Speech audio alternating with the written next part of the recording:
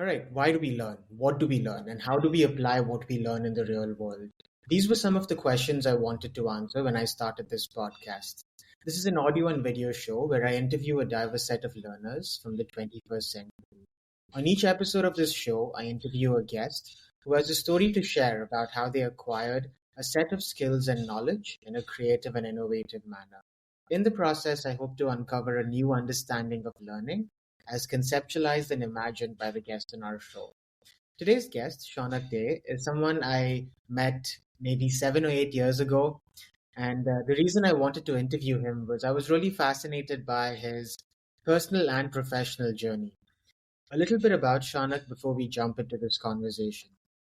So, Shaunak has a BE in electronics engineering from the University of Bombay. He also has a PhD degree from the Center for Studies in Resources Engineering from IIT Bombay. He is currently a senior radar engineer at Capella Space, where he leverages his PhD in machine learning for radar remote sensing.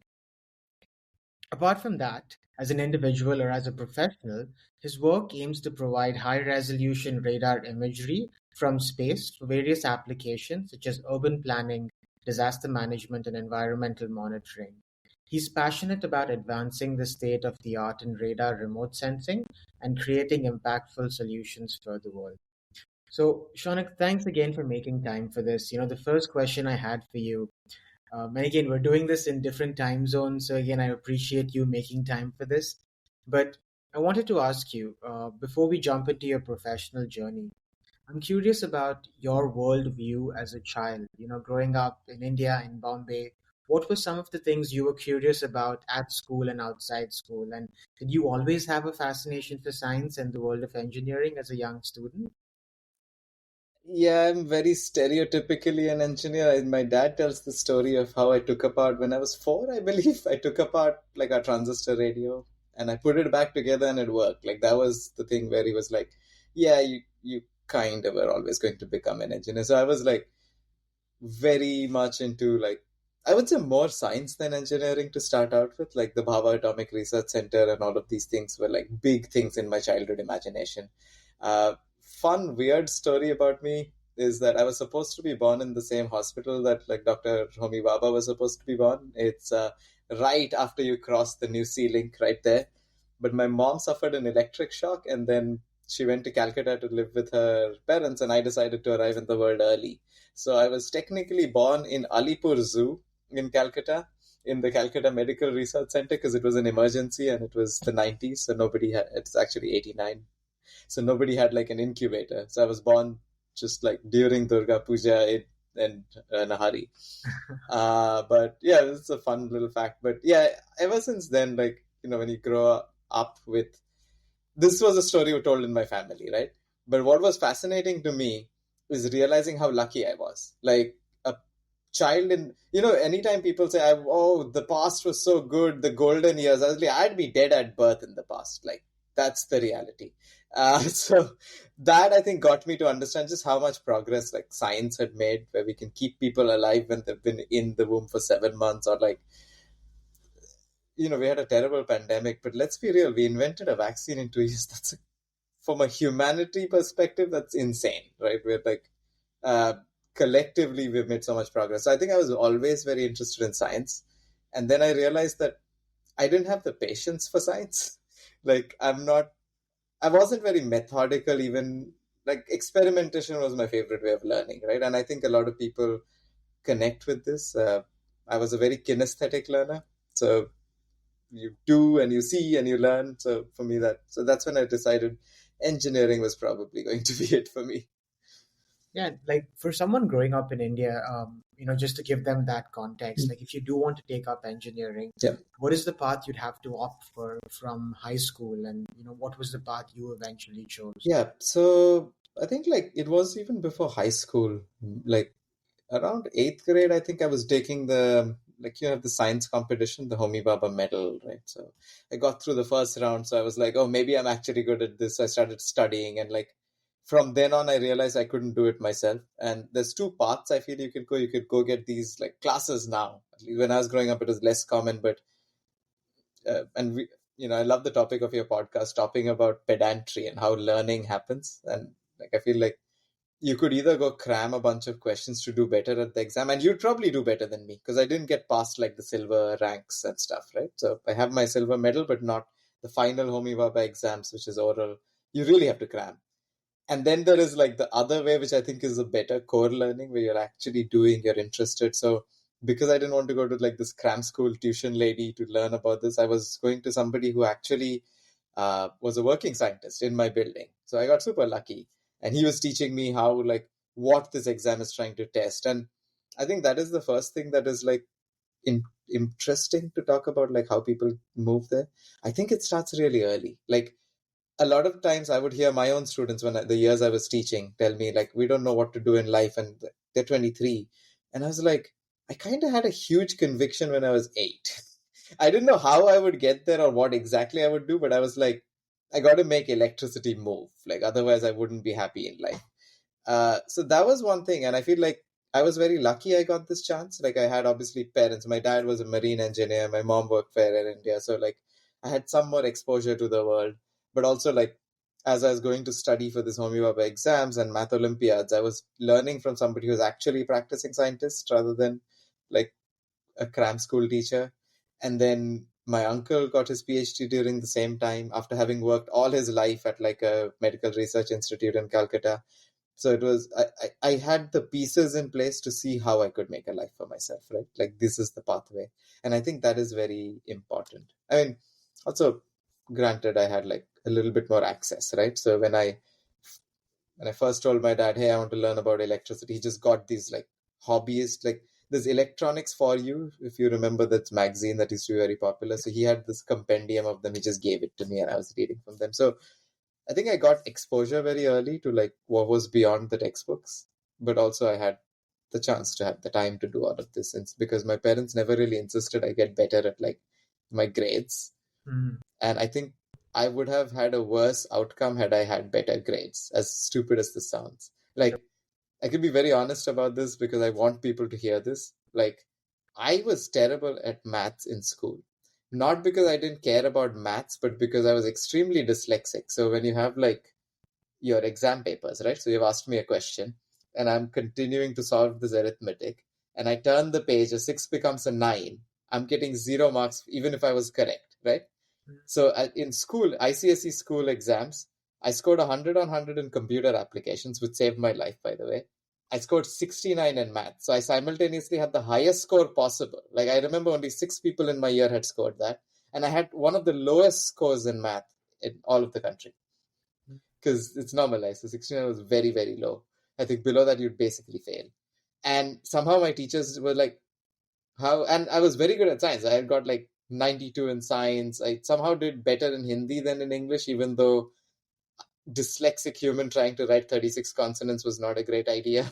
But you could see how like my parents didn't care. They treated it as a joke. It was like, oh yeah, haha, you did better in Hindi than English. Like, try writing a sentence now. Brush it off. But it like early on, my parents not caring helped me understand the futility of this exam system. Like, even though, and I had this conviction, even though I was doing terribly at math, supposedly, as soon as it became high school and it became like, or engineering and it's real math, right? You no longer deal with the numbers, you deal with X, Y, Z. I don't have to care about what the actual answer is. I have a calculator. Yeah. My ability, it's almost like miraculously I got the ability to do math, but I'm not a different person. I didn't have any different interests. I didn't put any different effort, right? It was literally, here's a rigorous education system that is literally opposed to you learning. Yeah. And I feel like so many times people get caught up in, I need to pass my CET exams, I need to memorize these 200 questions. Where are you actually learning about that subject? You're not, right? You're cramming. And the other thing that I got super lucky with after 10th grade, I got into Goklibai, which people make fun of, but I was very happy because I got vocational electronics, which is what I wanted to do. And I went there day one. The vocational electronics teachers, by the way, are fantastic. They were probably better than half of my like BE teachers, like engineering teachers. And I would say I have a very good relationship. I still stay in touch with my engineering college teachers.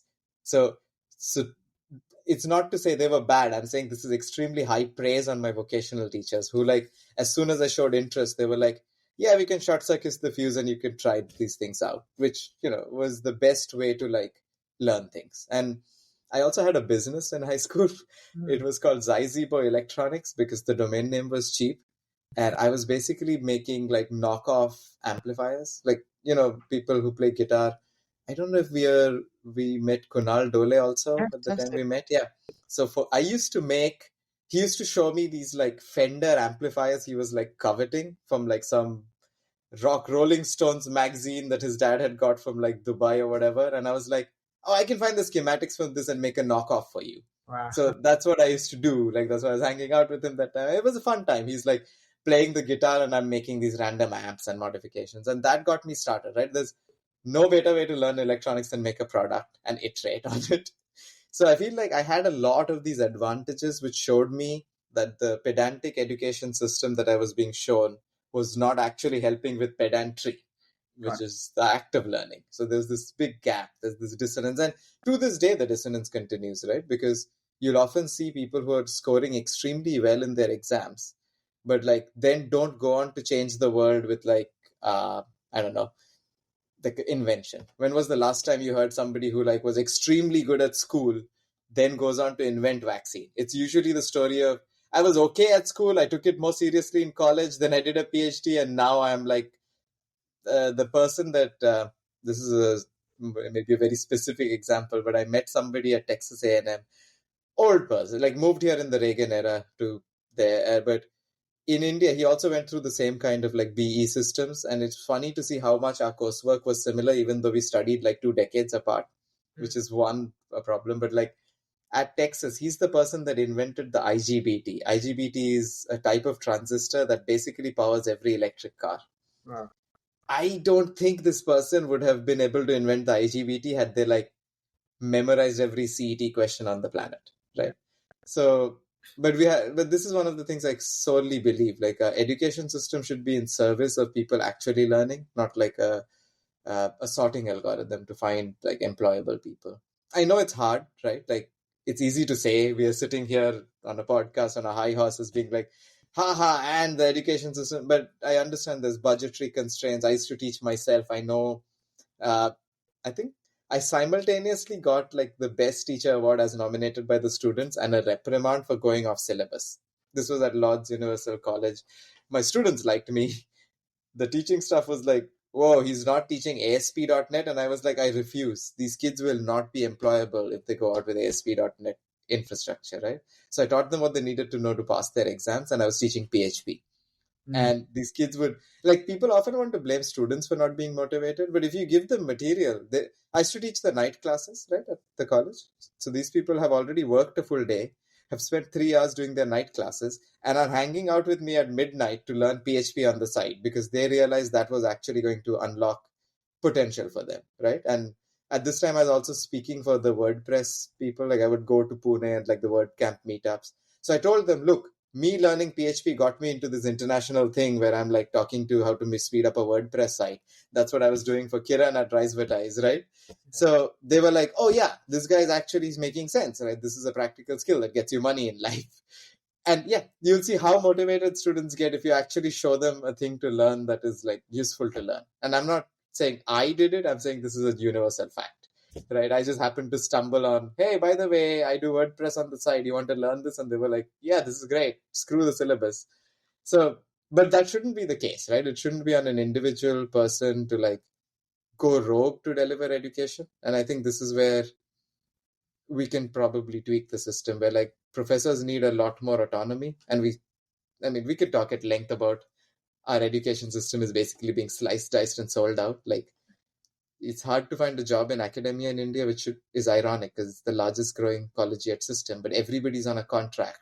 Yeah. And as soon as you actually graduate and ask for a full-time professor job, they're like, no, we just want to hire another person on contract with no experience. So when you make a product, when it becomes a commercial thing and it's a business, it quickly goes to like the lowest bidder wins, right? So I think there's a multifaceted way, but like to go back to what you were asking, just like overarching, how does one end up interested? I think just do things, right? And realize that just because the education system and your parents and your family have told you something about how the world works, it may not be true. The Yeah. world often works diametrically opposite to what the system is set up. I love what you're saying, Shaunak, and I feel like it's just very refreshing to hear your take on it because I was someone that got to teach in the education system in India, and then Yeah. I also got to teach in Canada. Yeah. And in Canada, I was in the public school system. In India, I was in the private school system. Yeah. It was just fascinating to see the same problems repeat themselves in Mhm. different contexts, whether it's Yeah. India or a more developed economy like Yeah. Canada, and I feel like sometimes parents are coming from a place of love, where they want security for their child.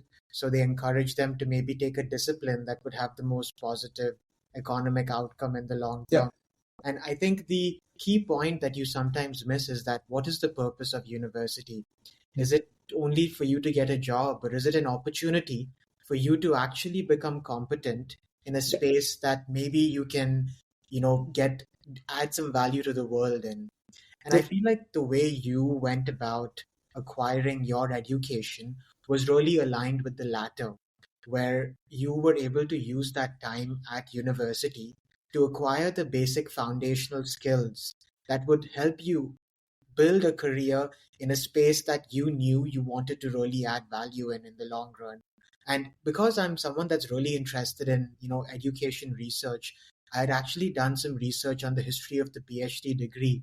And for a long time, um, I was curious about where did the word PhD even emerge from. And I realized that the first PhD degrees were actually in like medieval Europe, in universities like the University of Florence, the University of Paris. And these were actually guilds. They were Yeah. guilds where a group of professionals would come together and they wanted to train the next generation.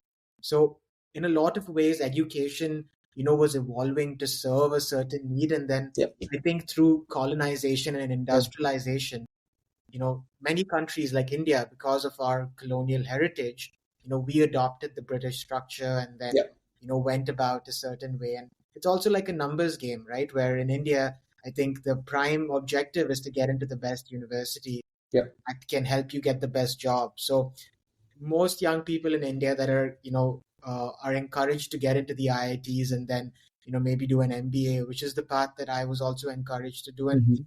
funnily, that got me off science completely because I did Yeah. not have the motivation that you had. And as soon as I got a B grade in math and science, because I was the typical A type personality, I said, no, I don't want this.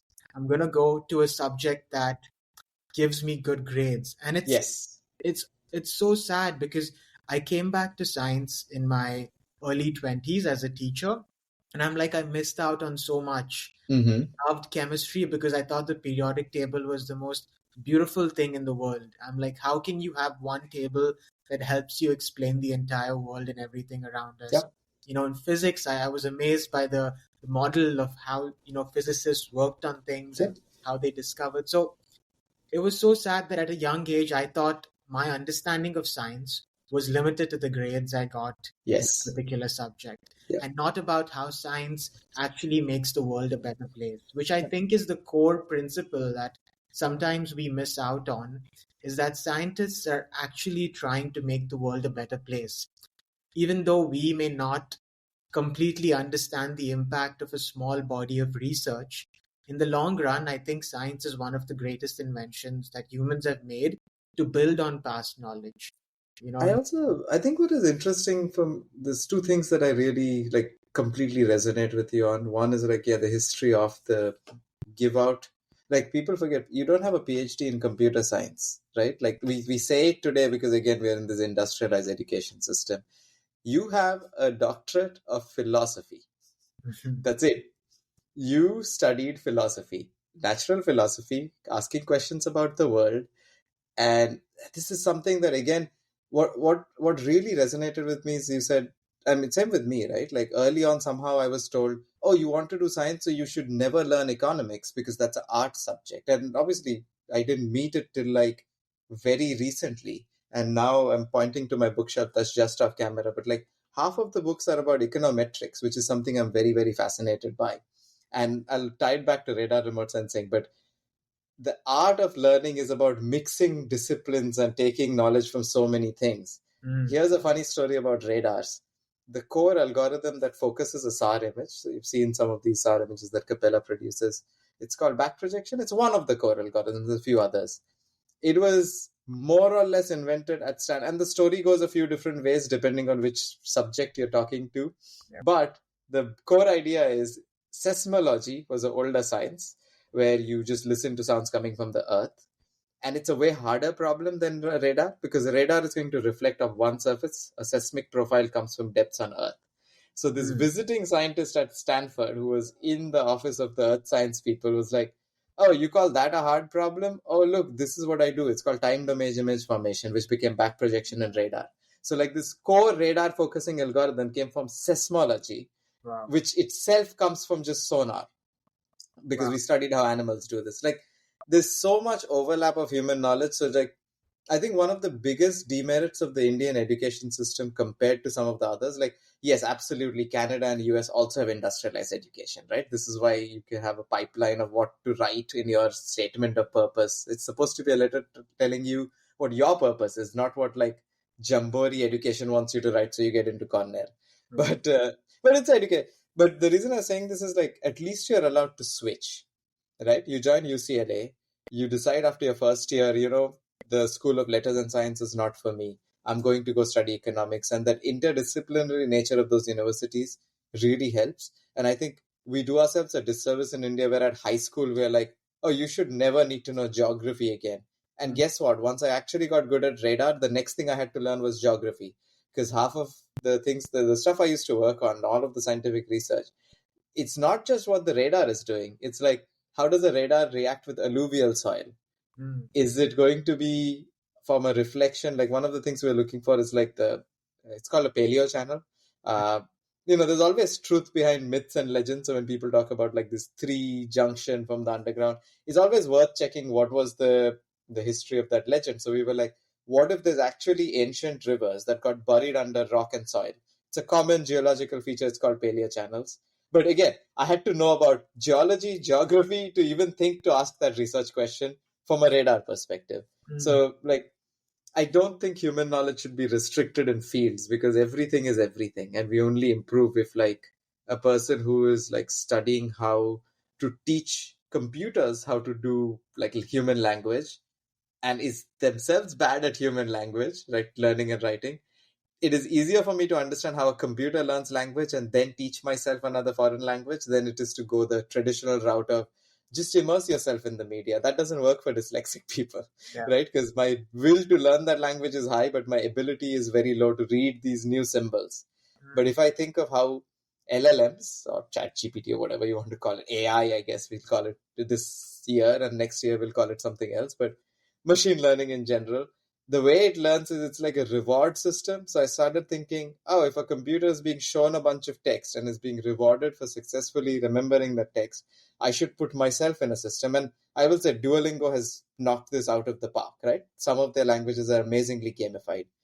But you can see how, like, if I just stuck to the old system of buy this textbook of how to learn Italian and repeat a bunch of vocabulary words, I would never get anywhere. So it's like, the act of learning itself can be taught from so many points of view. So I find it like, why should you limit yourself? I understand, again, what you mentioned. It's an industrialized system, but I think we can do better as humanity, just not in the formal education system. I don't actually care that much about it. My greatest source of learning these days is Wikipedia, open books, and YouTube. Got it. Like, if you ever want to learn about remote sensing or SAR, like the stuff Capella does and stuff I was doing, it's way easier to go learn it from DLR, which is the German space agency. They have a YouTube channel with amazing lectures. Like, you can look up this video, SAR explained with bats and echoes, just animated video. Who produces this kind of content in formal university? This is just being given to you for free, right? And I feel like the internet being so amorphous and unstructured also means that you can easily get lost. Like, you can think you're learning because you're watching somebody else do something on TikTok, but everything's a double-edged sword, right? So I'm more hopeful of it than I'm scared of it. I think a lot of people are like, attention spans are falling because of 20-second video. I'm like, okay, But if human memory is not the biggest constraint anymore because ChatGPT exists or some other LLM exists, the ability to Google exists, then maybe having a short attention span where you do many things at once is actually better, Yeah. right? Like Yeah. you're the modern Renaissance person. And we keep forgetting, uh, just to go back to the story of the medieval times, Yeah. Renaissance men were not good at painting, not good at writing. They were the jack of all trades, right? Sure, yeah. Yeah. Like Leonardo was not the best artist. He just did two things. So we're like, oh wow, he was a genius. I'm like, no, he was mediocre at painting, mediocre at science, let's say. Yeah. He was no Michelangelo, but he was also no like Galileo. Yeah. But he did two things that makes him infinitely more useful to humanity. So actually, the reason I tell this story is the quotation on my PhD thesis was "Simplicity is the ultimate sophistication," and that's a Leonardo da Vinci quote, right? Like you don't need something to be complex. You could do something half-heartedly, but just do it. Yeah. And the other story from the medieval times is like when you talk about human knowledge, right? Even if you're doing PhD in some obscure, like you're just doing 3 months of a research program to get some grades in some obscure field. One of my most beautiful quotes, also from Leonardo, is like, all if you imagine all of human knowledge is a sphere. So this is before balloons. I guess you would have used balloons otherwise. You're adding like a little bit to the top of the sphere, and then somebody else is adding another little bit. But 20 years later, you'll realize you've just extended the sphere by another millimeter. And that is the beautiful part. That's such a nice analogy to explain, moving human understanding forward. And I think that is something that I remember reading this book, Shaunak. I don't know if you read it, Chasing New Horizons. It's about how we sent the first satellite to the moon, and it was about the team at JPL that actually designed the satellite and sent it there. And it was 20 to 30 years of work to actually create the satellite and send it out to Pluto. It was the first time we sent a satellite so far. And just hearing that story, I realized there were thousands and thousands of engineers and scientists working on this one mission to, make sure we have something to study the outer frontiers of our solar system. And there were so many years where they failed and they didn't get the media attention that, they should have got, because it was not as glamorous as you think it would be, because real science that you're doing on a day-to-day basis cannot be the science that everyone wants to know about. And I think that's the part that I feel we sometimes miss out on, is how hard engineers and scientists have to work for years and years to give us something that we can actually apply in our life. And Absolutely. It's a cumulative effort, as you were saying. So, and also it's a thankless job. It doesn't pay very well, like in the grand scheme of things. And you have a lot of failure. Like the key to building something is failing a lot. I think like the Chasing New Horizons book is very interesting. There's another book that I would like reference and recommend. It's called Silicon Sky. Okay. How one small startup went, I think something like that. It's basically Silicon Sky is the title of the book. You can't easily find an ebook of it, so if you find a paperback copy, just buy it. But I think the story behind like the Pluto, I think the book you mentioned, Chasing New Horizons, was the Pluto probe, right? Yeah. That one shows how like you can methodically get to an answer through years of work. And Silicon Sky is the opposite, where it's a startup which basically beat the big boys to space. It was the first startup made commercial satellite in low Earth orbit, and that like kicked off the planet and the Capella and the whole wave. Like you're seeing Pixel, India's first hyperspectral satellite, and actually first commercial satellite operator, just went up on the transporter launch last Friday. So I'm friends with a lot of the people who founded Pixel, so I was like very excited for them, right? Because it's a big journey. But the reason I like these books as contrast is like there's so many parts to contribute to the world. Like one thing that you were mentioning, doing methodical work to solve actual big problems at government scales is important. But also the people that are willing to hack existing things together and fill a hole are also important. And I also, the reason I bring this up, I never want people to feel left out because they enjoy the hacking aspect of it. And I don't use hacking in like I break a system sense. I just like, I tell you a fun story about where the word hacking actually comes from, but like, I just saw that there is this app that like converts your face into a cartoon, and I saw that there were these bunch of people on Fiverr who are like paying for human artists to sketch the cartoon out. So I like threw together something that can like make that cheaper or whatever, right? So more people can afford it. Yeah. I know that's not like something earth shattering you did, but you putting together two separate systems is a value for humanity and society. In fact, I would argue if you look at our modern system of rewarding things, the fact that most middlemen companies make more money, right, like Mm. consultants and stuff, shows you just putting things together in an economy is worth trillions of dollars. So that's why I bring it up. I feel like everything that you do in the world, as long as it's not harming anybody else, is contributive, and you should be proud of it, right? For sure. Yeah. And And this is something like our education system tries not, like as you said, you get a bad grade and they're like, oh my god, you're a terrible human. No, you learned what to do the next time so that you can learn a bit more about the subject, and we need to reward that, I think. yeah, and I like, like one thing I wanted to know about your journey, Shaunak, and like once you were done with your vocational Yeah. course, you did your BE in electronics Mm-hmm. engineering, and then post that you decided to pursue a PhD from IIT Yeah. Bombay, which is considered one of the premier institutions in India. So, what was your journey like in that period, which is about, I would say, 5 to 6 years or seven to 8 years of your life? Probably a bit more because you make it sound like really nice when you say it that way. But that period in my life was chaotic, and we were talking a bit about this. But I went into engineering school. Throughout, actually, the thing that was interesting throughout engineering, I built a lot of stuff. I mentioned the amplifier stuff I was doing in high school, but Yeah. I took it up to the next level, like sort of this may be admitting to fraud, but like whatever, my classmates along graduated. So you know how in engineering school, second year of engineering, you're supposed to build a practical project. That's supposed to be your introduction. I loved that. Like I actually had a PCB milling facility at home. Hmm. I've bought like used things from like JB Nagar, which is like the industrial area near my house. I had a lab set up. I was like making PCBs for fun because I was like scaling up what I thought was my business, making audio amplifiers. And then I realized, hey, most of my classmates don't want to do these projects, and I would love to do six of them. So I threw together project kits, which most people do, by the way. When they go to engineering school, they go to Lamington Road, they buy a pre-made kit, they solder it together and say they did it. So I was like, wait, I get to design these. They will be more unique than the Lamington Road kits, giving me a competitive advantage. These are my classmates, so I can explain to them exactly what it is so they don't fail the oral exams. Yeah. So I had my website, zycibo.com. I threw together like an e-commerce shop and I started selling it. I was selling to DJ Sangvi, like so many colleges. I just sold like random kids.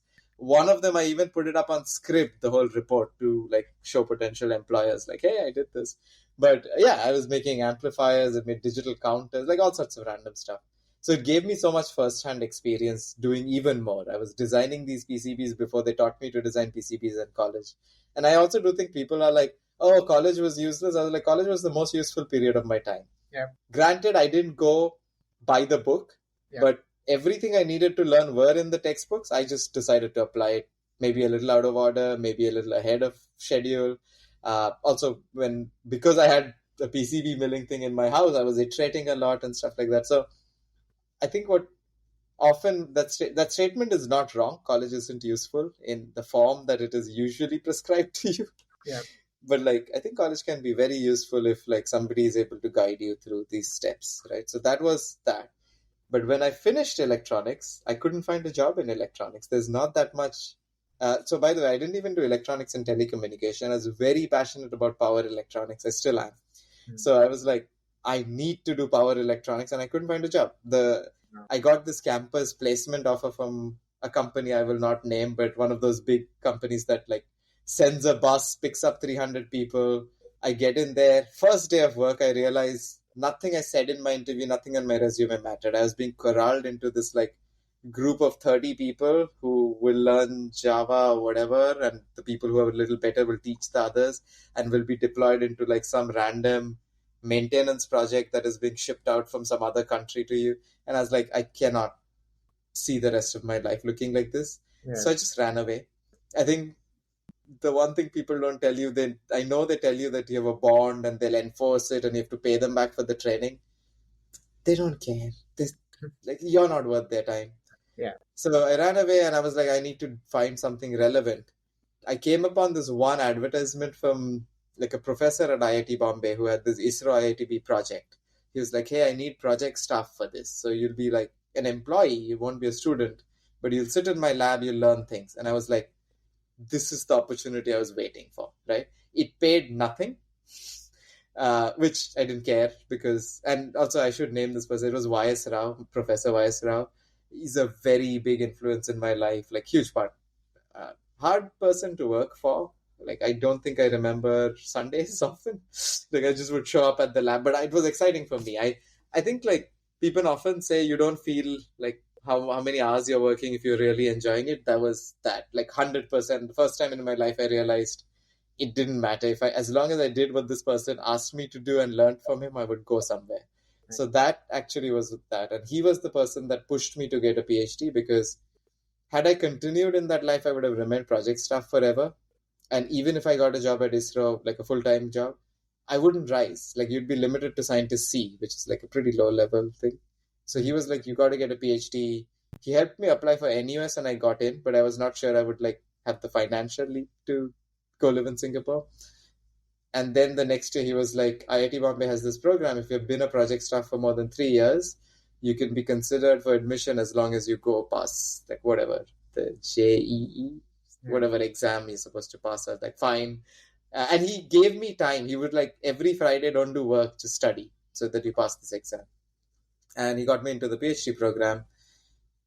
In the end, there was a bunch of administrative things, and there's somebody else in the department picked me up, Professor Avik Bhattacharya, again a person that changed my life. So I, have a lot of reverence for these people. But Avik actually trained in Canada under like Radar Canada, like it's the biggest institute. Came to India, wanted to like refresh the education system. So, and I was like looking to skip masters, right? Because I've gone from BE to a PhD program. And he was like, "Yeah, people do this all the time abroad. You're going to do this." And he took me on, and so I did spend a long time because I was working and doing my PhD. So I think it took me 7-8 years total, of which 4 of them were actively in the program. But like, I spent quite a bit of time. But also, again, I got to continue building cool things. Yeah. I built like the SAR processing toolbox for RESAT-1, India's first SAR satellite. And like, but not just me, there's a bunch of people, but like I was doing the polarimetry part, and that's what I did my PhD in. So I was introduced to this very niche thing that involves power electronics, that involves signal processing, things that I was very passionate about. So, even though it was a long period of my life, it flew by. But once I graduated the PhD, I was faced with this other problem of, well, academia is really hard to get into, right? Like, and some of my lab mates went through this fate. They went through a bunch of postdocs, and then they were looking for a more permanent job, and they didn't know where they would end up. Like, you could end up at the University of Tennessee, or you could end up in Canada, or you could end up, I spent some time in Italy doing like a away program. Yeah. I could end up there, and I didn't know if I wanted to spend the rest of my time there. I just didn't know. I wanted some more certainty. Also, at some point, I did have to start like being more financially responsible for my family. So I was like, I can't muck around forever. Yeah. So that's when I switched from academia to industry. And one of the most relevant jobs that came up was at a company called Orbital Insight. And sort of going back to something you were saying, I know people say, hey, if you get into engineering, you're like, you have a secure future because this is something. But also you have to remember, if you do what everybody else does, you're in the market with everybody else. Yeah. Because my sort of academic career was so niche, it was like a particular type of radar doing a particular type of sensing. I was able to find like this niche job at this one other company on earth that does it, and they need people, and I needed a job. It worked out. The other job I was like sort of considering was working for Grab Taxi out of Singapore, because I'd kept in touch with some people there. And again, that was again because it was geospatial science. They were trying to like understand mapping and map road networks. So my interviews out of that program was so different from my interviews out of bachelor's, because we were not talking about whether you know how to do Java. It was like, hey, do you have this very particular skill? And suddenly I got a lot more confidence because you're not being quizzed, you're being like collaborated with, and that just changed it. So Yeah. I think, so, I skipped over like the moving to the States part, but like the period immediately before that where I was a project staff at IIT Bombay, just doing project staff work, but also having slightly bigger dreams. Like there's a lot of project staff that were there for decades, just like hanging about, continuing. So I feel like it's a combination of meeting really good mentors, getting some amount of drive from the fact that I wanted to do this, and some amount of drive from my mentors are now going to pull me up, right? So that helped a lot. And without them, I would not know what to do, to be honest. Yeah, I mean, like so many like little points of, I mean, the chance, the role of luck in all of these factors. The fact that you Yeah, were in Bombay, you stayed yeah, close to IIT Bombay, yeah, you found a mentor that was slightly flexible in how they wanted to work with yeah. you. You know, the fact that you had that support to be able to pursue that program at that point, you know, without the pressure to convert that into something And honestly, the fact that I ran away from the unnamed company, true. Because if I had run away a day later, yeah, the project position would be filled by somebody else, right? Like somebody else's life would have changed. and So I don't know. your path would have If been completely different, right? If you completely different. had I'd probably like, I don't know, spend 5 years at unnamed tech company and then like try to get a H1B to move here on software purposes or something. Like this is a path so many people follow because that's the path that nobody tells you of any other path, even though they exist, right? Like, and this I will admit, had I had more financial demands from my family earlier, I may not have been able to sustain 7 years of working at like very low pay. But like I had the privilege to be able to do that, the luck, like everything came together. But also, I also think I firmly believe one of the reason randomness worked for me is because I spent a lot of my life doing random things. I think the thing, maybe before you met me or we spoke about it the first time we met, before I got into vocational electronics, sort of before high school and through high school, I was taking pictures at night in Bombay, like of yeah, crime. Like, I yeah, remember. I've like seen more murders than I should have seen. Two of them like in front of my eyes. Fun story. But like, I was doing random things. I was like, maybe I'll be a journalist. One of my uncles worked for All India Radio. That seems like a good career. And I found found a random mentor at. This was before Mumbai Mirror, because you remember Mumbai Mirror came about that time. So this guy was in the Times of India. He was desperately trying to improve his work-life balance. He was like, I'm going to this tabloid, and you're not an official intern. I won't pay you, but if you want to do unpaid labor for me, great. I was like, have camera will work, right? So started doing stuff like that. So also a lot of stuff that I was doing at Rice with Kiran was I had no business knowing enough about advertising, Yeah, but I just happened to think, hey, I was drawing these cartoons for fun. As I had a cartoon series called Politically Incorrect, which if you dig up on the internet still exists. But I was drawing these cartoons, and he was like, "Hey, you want to do like some caricatures for this new ad company I'm starting?" Like just random stuff. So I think like one, I recommend doing random things to everybody. I think like if you just follow a trajectory, you're going to end up where everybody else is ending up, which is not a bad thing, yeah, but it's also not the most like it's a guaranteed outcome, but the outcome is fixed. yeah, I think if you do a few random things, there are points in my life I could have gone astray because the things that I'm not talking about, my very nice Mumbai Mirror mentor chain smoked, and that's when I started smoking. mm, Right, so like there's habits that I could have picked up that would have stayed with me for my life and like really done bad things, but I was able to kick the smoking habit because I started running. Again, another random thing I do, and I to this day keep this up, right? So it's like do things. That's my biggest like if there's anything that like people are like, okay, here the world is about to end, there's a nuke falling on your head, give one piece of advice you want people to remember, like just go out and do anything. Like I don't care what you do, just do something. Don't be on TikTok, or be on TikTok, but do something on TikTok. Like I don't care where you express your creativity, just express it. Don't consume, produce, right? yeah. Because in a way you are conducting little life experiments to see what clicks, right? And in Yeah, a way, when something really clicks, you go deeper and deeper to see yeah, how that can be aligned. But I feel like to be open to do these life experiments, you get a lot of data about that alignment with your hmm, larger vision. And I feel like you were able to do that consistently.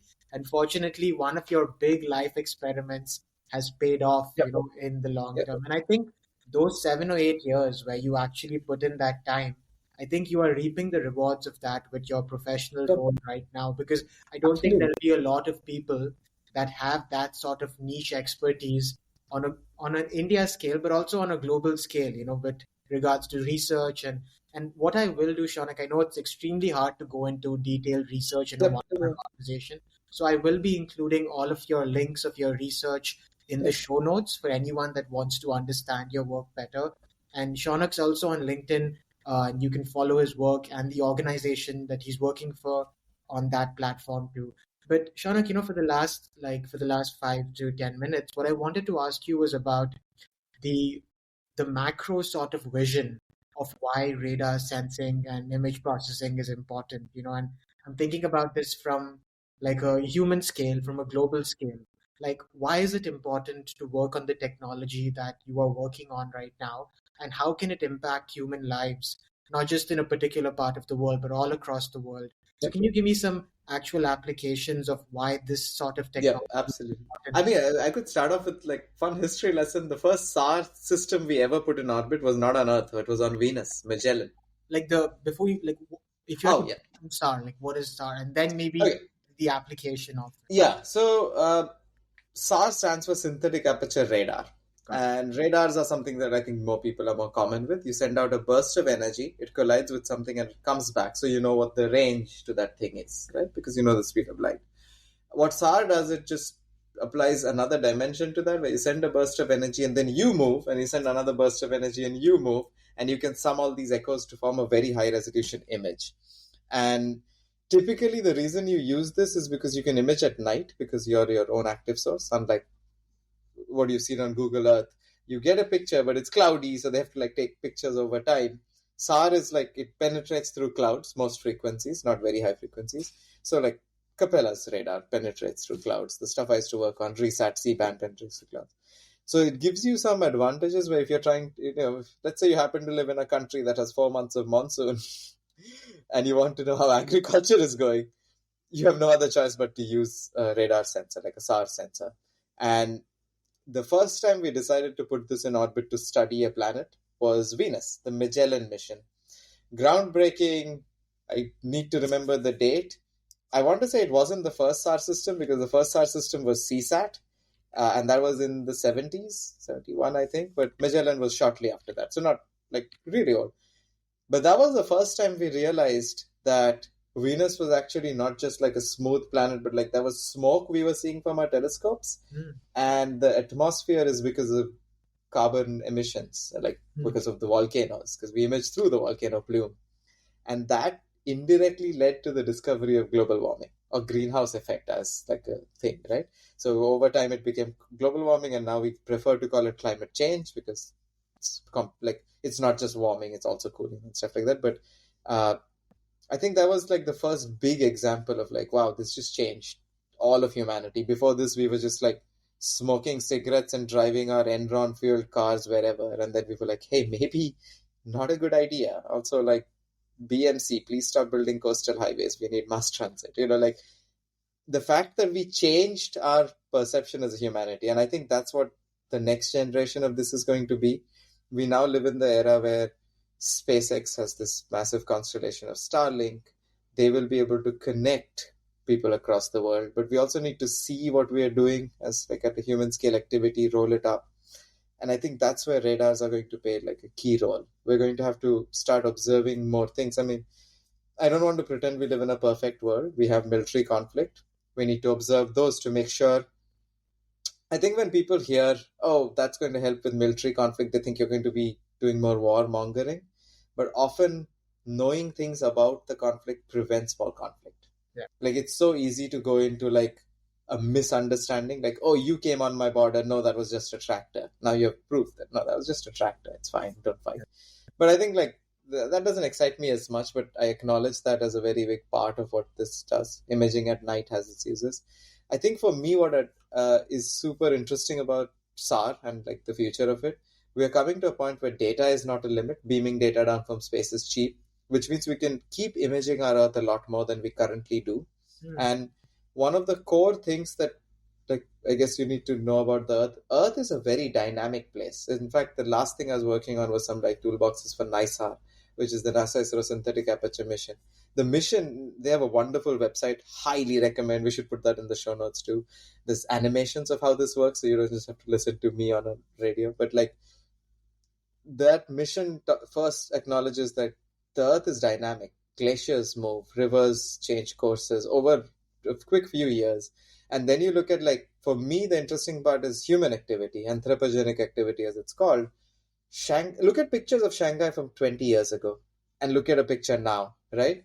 There's this massive growth, and you're telling me if, as a humanity, we don't monitor. And it's not just Shanghai. China did the growing.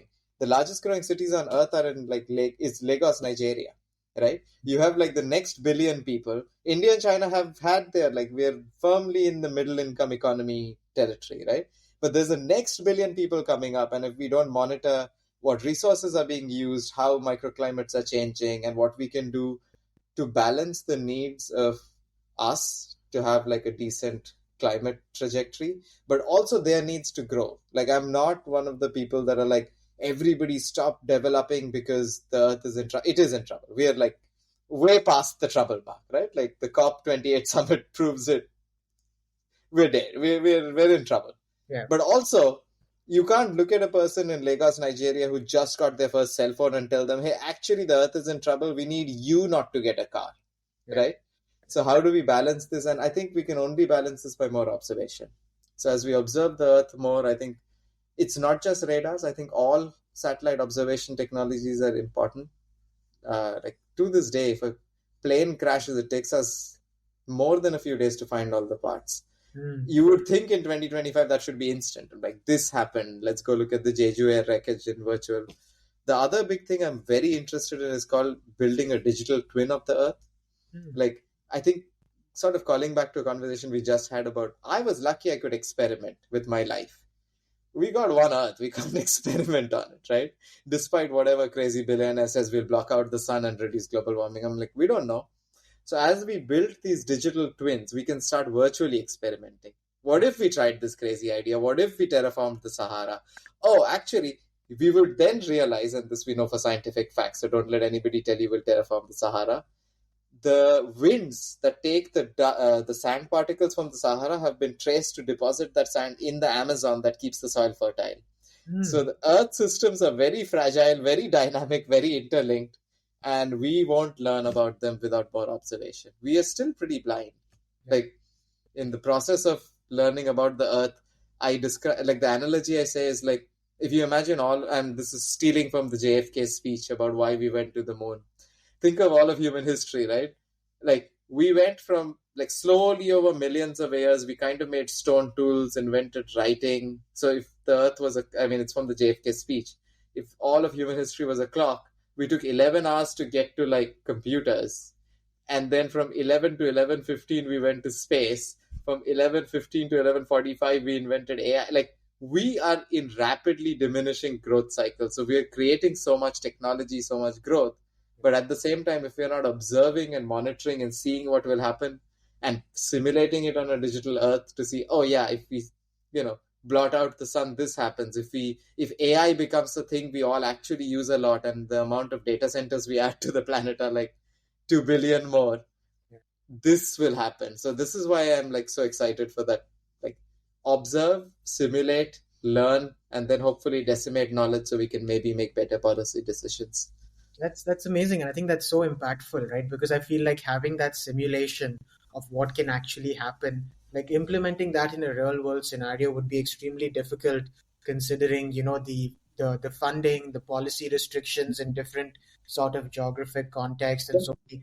So I mean, that would be such an amazing like long-term project to actually work on, because I feel like sometimes, I don't know what your thoughts are on this, but I feel like simplifying important research for the masses to understand is one of the responsibilities of people that understand and access that knowledge.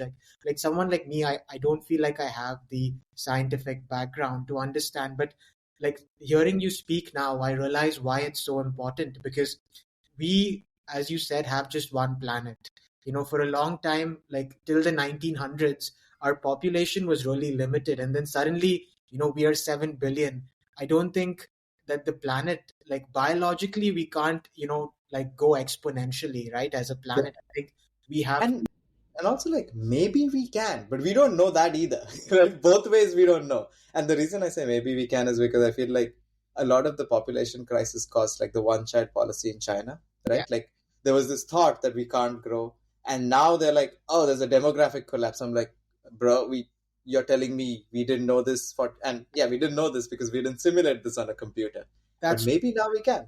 I feel like, yeah, you're right. I think it's hard to put out generalizations without Yeah, backing it with data. So I think yeah, you can't like completely say with a surety that yeah, it's going to impact the planet. But I think it's all about the studies and the research that you do to back that up, right? But yeah. I think that's really amazing, Shaunak. And I feel like for the listeners listening in, if you are a young engineer or a young scientist, I really hope you're able to connect with Shaunak and understand his work. But even if you aren't able to do so, I think through this conversation, you get a glimpse of his journey and his story, and maybe a pathway for understanding your direction in your life.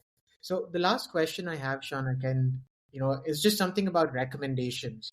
It doesn't have to be related to your work. So, Like over time, were there any books, any podcasts, any films, any people that sort of shaped your thinking apart from your two mentors? And if you could just list that out for the last question of the show. yeah, I think like the biggest thing I learned from both Vaisra, and not just them, right? Ever since them, I've had great mentors. At Capella, I have somebody called Gordon who like I look up to a lot. So I think the first thing is like find somebody like that. You can find them everywhere, right? Like they may not be the ones that you classically are supposed to chase. Like I can say this about Vaisra. He didn't give a damn about becoming the head of the department or like anything. He just wanted to do his work, right? So I think too often we get sorted in like, look at this person who's like going up the corporate ladder. No, ignore that. Just do the thing that like actually you're interested in and find mentorship there. Uh, I think the other big thing is like don't hesitate to try. There's often you'll discover there's actually not that much of a cost to trying. Hmm. Like when I was younger, I used to think like 1 year of my life is everything, and now I'm like a year passes, I don't notice. So if you could take, if you can afford to take a year to just take time off, maybe do a random other job that you didn't train for but you managed to do. Like I there's no shame in going and working at Chroma for 6 months to just understand how to talk to people and how to like like there's so many things you learn from every aspect. And I Yeah. think people often don't experiment or they think it's literally their time to experiment or something. And I'm like, is it? What else are you doing with your life? You're like reheating box mac and cheese. Like go do something. Like, yeah, and I like. Is there a book that you'd recommend, Shaunak, that I mean, a more like Chasing New Horizons was something, and I think you mentioned Mhm. the other book, which I will include in the show notes. Yeah, Like, yeah, for sure. And I'll send you links. And yeah, please. as I look through my Audible list, so I read a lot of nonfiction, and this is something where it's my demerit that I never really learned to appreciate fiction, and this is something I'm trying to get into more over time. But one of like I've been reading a lot about, I think I mentioned economics and urbanism, so geography, economics, and tying back to I can maybe use it to get better at this radar business, right? But just learning how our cities came to be dominated by the automobile has been like eye opening for me. So one of the books that I'm currently reading is Walkable Cities by Jeff Speck. I just finished it and I would highly recommend it. Just because I think like specifically if you're like thinking about policy in India right now, India is like rapidly just copying the bad American suburban model. Yeah. Like so, it's a great thing to fight to protect it. So I would highly recommend that. Uh, And the other book that I have actually am going through, which helps me understand the age of AI a bit better, but from a more general perspective, is called Why Machines Learn: The Elegant Math Behind Modern AI. Like that's the full title, but just search Why Machines Learn.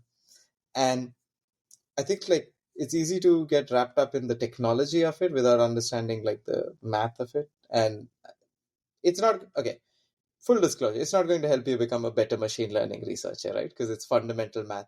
But I like knowing the beauty of the math behind the thing that is letting me do what I'm doing. So it's two sort of very diverse books, but might be interesting. Awesome. And in that positive note, we end this episode of Learning Stories. I will be linking Shaunak's LinkedIn profile, and you can find him on the internet and his work as a researcher and scientist and an engineer. So thank you for tuning into this episode, and stay tuned for more such stories of amazing young people defining the future of the world in their own unique context. And until next time, keep learning.